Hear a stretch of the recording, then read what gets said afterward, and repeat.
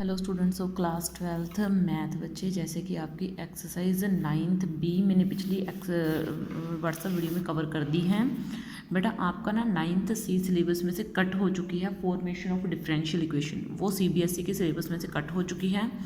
अब बेटा मैं आपको 9th डी करवा रही हूँ। इसमें टाइप 1 क्या है, D Y upon D x is equal F of X के इक्वल हो। D Y upon D X किसके इक्वल हो, एफ ऑफ एक्स के। इंटीग्रेट मुझे क्या करना है, इंटेग्रेट करना है Y is equal to F of x D x plus C को, ठीक है ना। मुझे क्या करना है, इंटेग्रेट करना है, यानी कि मुझे ये टाइप 1 दी हुई है, ठीक है। मुझे D Y upon D x इधर लेके आना है और ध्यान रखना है इधर एक्स का फंक्शन होना चाहिए। इधर जो ऊपर y, अगर यहाँ पे y है तो यहाँ पे y नहीं, ये x नीचे वाला x का फंक्शन होना चाहिए कंप्लीट। यहाँ पे किसका फंक्शन होना चाहिए, यहाँ पे कंप्लीट x का फंक्शन होना चाहिए। D Y upon D x इधर कंप्लीट किसका फंक्शन होना चाहिए, x का फंक्शन होना चाहिए। फिर मुझे क्या करना है, इसको इंटेग्रेट करना है, इसका डेरिवेटिव ले लेना है, सॉरी इंटीग्रेशन ले लेनी है। तो D Y upon D x की जब आप इंटीग्रेशन लोगे तो ये क्या बन जाएगा y, एफ ऑफ एक्स की लोगे तो ये बन जाएगा f of x D x plus c. Find the general solution of the differential equation. मुझे डिफरेंशियल इक्वेशन का जनरल सोल्यूशन फाइंड करके बताना है। तो ये क्या हो जाएगा, d Y upon D x is equal to 1 minus cos x upon 1 plus cos x. D Y upon D x is equal to 1 minus cos x upon 1 plus cos x, ठीक है। आंसर 1 है तो मेरा d Y upon D x is equal 1 minus cos x upon 1 plus cos x. मुझे क्या करना है, integrate यहाँ पे भी और यहाँ पे भी, दोनों तरफ। पर ध्यान रखना, अगर यहाँ पे मुझे D Y upon D x अकेला चाहिए, इसके आगे या इसके पीछे कोई फंक्शन नहीं रहना चाहिए, ठीक है ना। D Y upon D x है तो यहाँ पे, और यहाँ पे आपका कोई वाई ना आ जाए, ये भी ध्यान रखना है, क्योंकि इधर वाली साइड पूरे एक्स का फंक्शन चाहिए मुझे, ठीक है ना। वाई का कुछ भी नहीं होना चाहिए इधर। तो मुझे दोनों तरफ इंटीग्रेशन का साइन लगा देना है, इसकी तरफ भी और इसकी तरफ भी। इसके आगे भी इंटीग्रेशन का साइन लगा देना है और इसके आगे भी इंटीग्रेशन का साइन लगा देना है। तो जब आप d Y upon D x की इंटीग्रेशन करोगे तो वो क्या बन जाएगी, वाई, ठीक है। तो ये वो क्या बन जाएगी, वाई, क्योंकि d Y upon D x की इंटीग्रेशन ऊपर वाला वेरिएबल होता है, ये डिपेंडेंट वेरिएबल। तो ये क्या हो जाएगा, वाई। और जब मैं इसकी इंटीग्रेशन करूँगी तो 1 माइनस कोस एक्स का क्या बन जाना है, तो 1 माइनस कोस एक्स का हाफ एंगल आपने लगा देना है, which is 2 sign square x by 2, ठीक है। और नीचे 1 प्लस कोस एक्स का हाफ एंगल लगा देना है 2 कोस स्क्वायर एक्स बाई 2। वो तो वहाँ यहाँ पे तो आपकी इंटीग्रेशन की टेक्निक्स काम आएगी, ठीक है ना। ये 2 से 2 आपका कट हो गया, तो y is equal to sine square x upon 2 and cos square x upon 2 बच गया आपका, ठीक है ना। तो मेरे पास ये बच गया, ठीक है। तो ये बच गया। अब मैंने इसको क्या नाम दे देना है, ये बन जाएगा आपका tan square x by 2 D X, ठीक है ना। तो ये क्या बन जाएगा आपका tan square x by 2 D x, ये बन जाना है मेरा, ठीक है। अब देखो tan स्क्वायर की इंटीग्रेशन क्या होती है भाई, इसकी tan स्क्वायर की तो कोई इंटीग्रेशन नहीं होती। तो आपने क्या करना है, इस tan स्क्वायर को खोल देना है, which is secant square minus 1, यानी कि यहाँ पर tan स्क्वायर एक्स बाई 2 है तो यहाँ पे secant square x by 2 minus 1 में ये पूरे का पूरा खुल जाएगा, ठीक है ना। अब आपने सीकेंड स्क्वायर की इंटीग्रेशन अलग कर देनी है, ठीक है ना। Secant square x by 2 D x और 1 के साथ इंटीग्रेशन अलग कर देनी है, which is 1 D x. Secant square की इंटीग्रेशन क्या हो जाएगी, विच इज़ tan, ठीक है ना, tan एक्स बाई 2, और जो एक्स बाई 2 एंगल है इसका कॉफिशेंट नीचे उतरता है, विच इज़ 1 बाई 2, माइनस क्या आ जाएगा यहाँ पे x, और ये क्या बन जाएगा आपका 2 tan, ठीक है ना, x बाई 2 माइनस x। तो ये हो गया आपका क्वेश्चन का आंसर, ठीक है, प्लस c, ठीक है। क्योंकि कांस्टेंट तो आपको ऐड करना ही करना है, जब भी आपको लिमिट्स नहीं ना दी होती ऊपर और नीचे वाली, तो आप कांस्टेंट ऐड करते ही करते हो। तो ये मेरा क्वेश्चन का आंसर निकल के आ गया। समझ में आई बात। देखो क्वेश्चन को मैंने किस तरीके से करा है, इधर D Y upon D X ही रहना चाहिए, ठीक है ना। अब देखो जैसे ये सेकंड क्वेश्चन है, अब इस क्वेश्चन में प्रॉब्लम क्या है, यहाँ पे D Y upon D x अकेला नहीं है, D Y upon D x के आगे कुछ पड़ा है, ठीक है ना। तो मुझे इस d Y upon D x के आगे जो पड़ा है इसको हटाना पड़ेगा यहाँ से। तो मैं कैसे हटाऊंगी, मैं इसको मल्टीप्लाई से यहाँ पे डिवाइड में ले जाऊंगी। तो ये मेरा क्या बन जाएगा, d Y upon D x is equal to 2 upon x square, ऐसे बन जाएगा। जो यहाँ पे मुझे मल्टीप्लाई में दिया हुआ है वो मैं यहाँ पे डिवाइड में ले आऊँगी, विच इज़ 2 की पावर माइनस 2, एक्स की पावर माइनस 2 आ जाना है।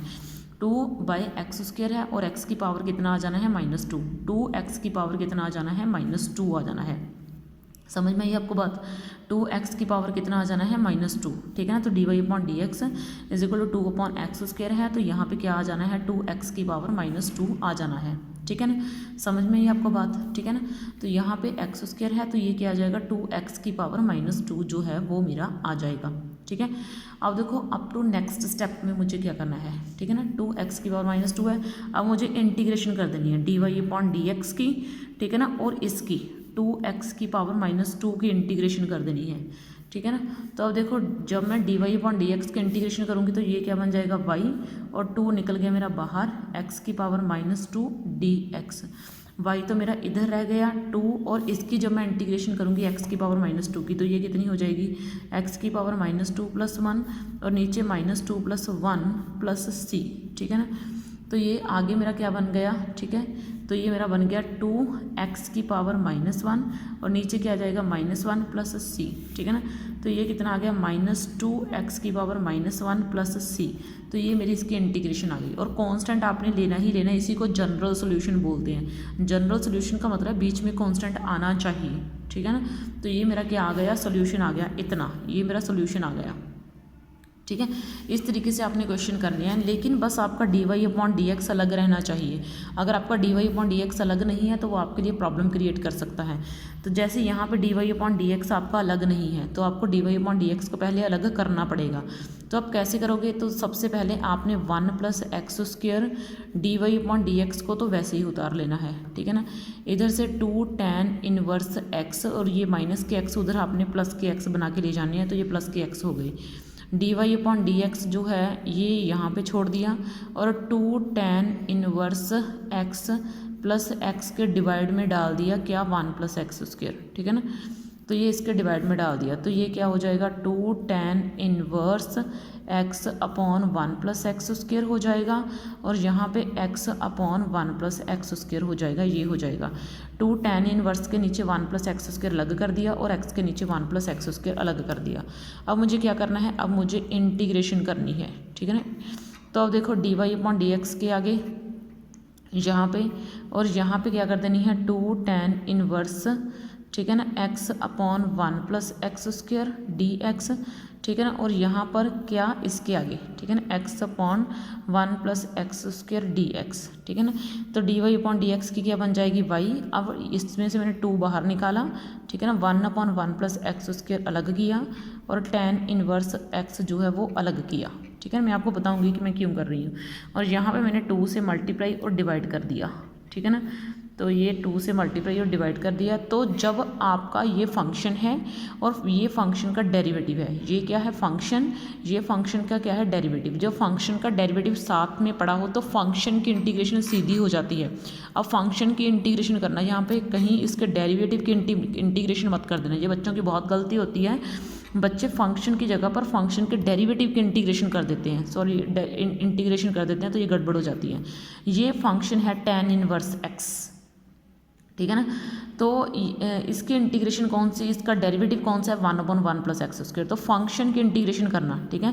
तो फंक्शन की जब आप इंटीग्रेशन करोगे तो ये क्या हो जाएगा 2 tan इनवर्स x², नीचे क्या आ जाएगा 2, क्योंकि ये पावर नीचे भी उतरेगी ना, तो ये हो गया प्लस 1/2 वैसे ही पड़ा रहने दीजिए, ठीक है। अब देखो इसका 1 + x² का डेरिवेटिव क्या है 2x, ये फंक्शन है 1 अपॉन 1 + x² फंक्शन है, ये इसका डेरिवेटिव है 2x। तो इसकी इंटीग्रेशन क्या हो जाएगी log इनटू फंक्शन, क्योंकि ये नीचे है ना, तो जो नीचे फंक्शन होता है उसके लिए log यूज़ करते हैं, ठीक है ना, प्लस कांस्टेंट, ठीक है ना।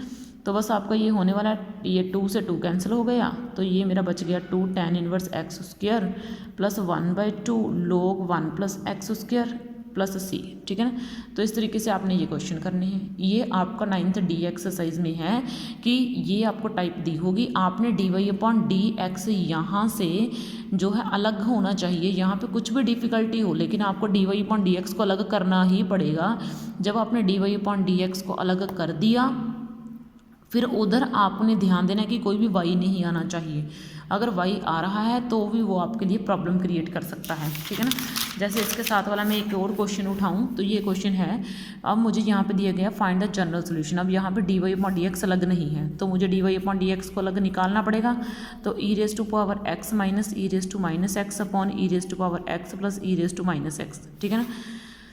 तो देखो बेटा मैंने इस तरीके से जो है वो क्वेश्चन जो है वो कर लिया है, D Y upon D x is equal to e raise to power x minus E raise to minus x upon this. तो अब मुझे क्या करना है, अब मुझे इसको थोड़ा सॉल्व करना है, ठीक है ना। तो D Y upon D x की इंटीग्रेशन करनी है और उधर मुझे इंटीग्रेशन करनी है E raise to power X E raise to minus x upon E raise to R X plus E raise to minus X D X, ठीक है ना। तो ये क्या बन जाएगा y, और इधर जो है मुझे इस नीचे वाले को पुट कर देना है, ठीक है ना। फिलहाल ये आप इसको वैसे ही उठा लो, E raise to power X plus E raise to power minus X D X. अब मैंने पुट कर दिया, किसको पुट कर दिया, E raise to X plus E raise to minus X को टी पुट कर दिया, ठीक है ना। जो पुट करोगे आप उसका डेरिवेटिव लेना होता है, तो E raise to power X का डेरिवेटिव सेम, इधर से E raise to power minus X का डेरिवेटिव सेम, और फिर मुझे अलग से डेरिवेटिव लेना है माइनस एक्स का, ठीक है ना। तो ये क्या बन जाएगा, इसे सभी के पीछे पड़ जाएगा dx और इधर आ जाएगा dt, ठीक है ना। तो ये क्या बन गया, E raise to power x minus E raise to minus X dt dx is equal to dt। तो बस आपने यहाँ पे इसको पुट कर देना है 1 में, ठीक है ना, पुट इन 1 डाल देना है, ठीक है ना। तो y किसके इक्वल आ जाएगा आपका, E raise to power x this, ये आ जाएगा आपका डी टी के इक्वल, और नीचे क्या बन जाएगा आपका टी। तो ये क्या बन जाएगा log टी, और फिर बाद में आपने टी की वैल्यू वापस डाल देनी है जो कितनी है, E raise to power X plus E raise to minus X, ठीक है ना, प्लस सी, ठीक है ना। इस तरीके से आपने ये क्वेश्चन करने हैं डन, ठीक है ना।